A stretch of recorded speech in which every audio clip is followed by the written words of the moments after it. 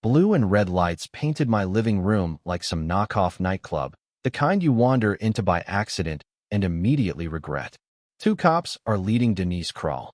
Yep, still wearing her little visor, pearls, the whole step-forward enforcer get-up, down my front steps in cuffs, her clipboard gripped so tight her knuckles looked ready to split open. She's shouting at anyone who'll listen, "This is a private compliance visit. I have authority here," while half the neighborhood gathers in their pajamas on my front lawn. Somebody's filming on their phone. Of course they are, while another neighbor leans over to his wife and mutters, "Did the HOA president just get perp walked?" Let me tell you, after years of living under this woman's reign of terror, seeing her in cuffs, well, if I could bottle that feeling, I'd retire on the royalties. I'm Victor Hale. I keep to myself.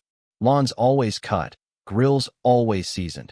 I'll give you a wave, but don't expect me to talk your ear off about crabgrass or whose kid's selling chocolate for the marching band.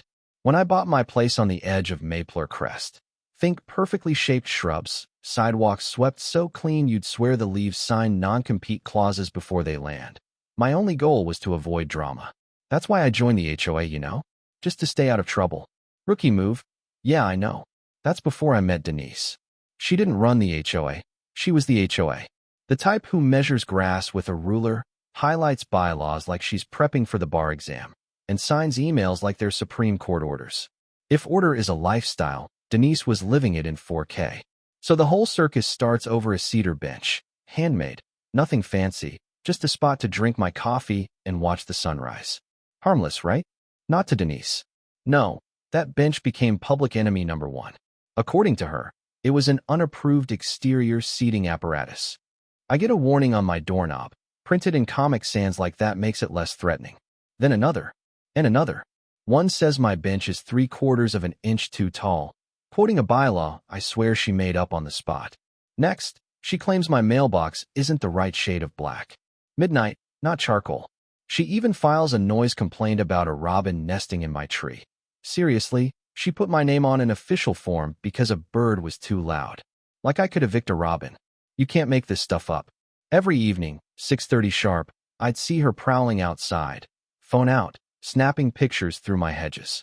She crouched behind my rhododendrons like some discount paparazzi, documenting every square inch from the angle of my hose to the orientation of my welcome mat. I half expected her to start charging me for shadow use. Then, one Tuesday, she ups the ante. Slips a letter under my door. Immediate eviction for willful noncompliance. I literally laugh out loud. I own my house outright. I've seen the bylaws. At worst, they can fine me for a plastic flamingo, not throw me out like I'm squatting. But she gives me 2 hours. 2. I leave the note on the counter, start a fresh pot of tea, and decide to see just how far she'll go. Didn't take long to find out. 10 minutes later, I see her outside, waving in a guy in a neon vest carrying what looks like a lockbox and a pry bar. He's got the paid in cash, no questions look about him. Denise stands at my door, barking. As acting compliance officer, I am entering the premises to secure all violations. Which, in real speak, meant breaking and entering, with a side of delusions of grandeur. What she didn't know was that I'd installed cameras everywhere. Paranoid, maybe, but experience had taught me to prepare. Plus, I'd already called the local PD, just in case her HOA fantasy turned into an actual felony. Cops roll up in record time. Denise comes out swinging, verbally, flashing a laminated community security liaison badge with a clip-art eagle on it. She wields that thing like she's auditioning for the next Mission Impossible. The officer looks at her, then at me, and you can see the thought bubble. Not today, Satan. I hand over my deed, a printout of the actual bylaws, with all the relevant bits highlighted, and the eviction note. The cop's eyebrow shoots up. The lockbox guy is already backing toward my neighbor's hedges, like maybe if he's quiet enough, he'll disappear. Denise, meanwhile, starts raving about my porch, harboring vagrants. I kid you not. She points at my line of garden gnomes and says they're unapproved loitering individuals. The cop, God bless him, just asks, "Ma'am, do you have the homeowner's written consent or a court order?" Denise pulls out a laminated flowchart of emergency powers. Still no court order. The guy in the vest cracks. Admits he got paid $200 cash from the HOA petty fund to install smart locks. Thought he was doing a neighborhood security job. Turns out he's the world's unluckiest accomplice to attempted B&E. The officer sighs. He's clearly dealt with enough suburban drama for 1 week, and radios for backup. Then he reads Denise her rights. She's shrieking the whole time. I have supreme authority, as the cuffs go on. The neighborhood's out in full force now, half of them smirking, half pretending not to watch. Somebody's grandma actually applauds. Denise's clipboard goes tumbling, papers flying everywhere, photos of my porch, close-ups of my mailbox, one random shot of her own foot. A whole section on mailbox infractions, with arrows drawn in red marker. You can't script that kind of comedy.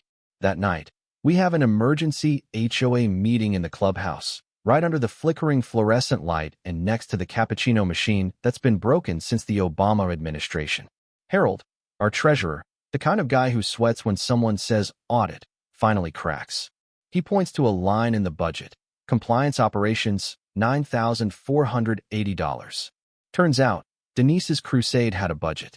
She was paying herself for enforcement raids, buying no loitering signs in bulk, even hiring contractors for her intimidation routine. My security footage plays on the old projector. There's Denise, clear as day, orchestrating her own little coup. The room goes silent. Then it erupts. Everyone has a story. Fines for wind chimes, tickets for parking a smidge over the line, threats about holiday display noncompliance. The dam finally breaks. By midnight, Denise is officially charged with attempted unlawful entry, impersonating a security officer, and misusing HOA funds. The judge, who looked like he'd rather be anywhere else, sentences her to probation, restitution, and 200 hours of community service, specifically picking up trash on the same jogging trail she once tried to ban us from unless we wore approved footwear. The board votes her out, bars her from any committee for 7 years. When they announce it, she turns this spectacular shade of purple, screaming about property values, warning us we'll regret it when civilization collapses and our lawns go feral. And you know what? Maybe she's right. Maybe, without her, we'll have to learn to live with a little disorder. Maybe a bench that's a 1/4 inch too tall, a mailbox that's just barely the wrong black, or even, God forbid, a robin that sings too early. The truth is, neighborhoods are messy, people are messy, and sometimes the person enforcing the rules is the one who needs the most oversight. So now, when I sit on my porch, same bench, by the way, no ruler in sight, I wave at the neighbors and listen to the robins, and sometimes, just sometimes, I think about what would have happened if nobody had stood up to her. If we'd all just let her keep measuring and fining and ruling by fear. That's the thing about power. It only works if you let it. Yeah, that happened. But I'll leave you with this. Do you think we did the right thing? Or did we just swap one kind of chaos for another? Let me know in the comments. Was it justice? Or just neighborly revenge? Like, share, and hit subscribe if you've ever tangled with a power-tripping HOA or seen a little guy win for once. Because in the end, maybe the only real rule is this. Don't let anybody, not even the clipboard queen herself, tell you how to live your own story.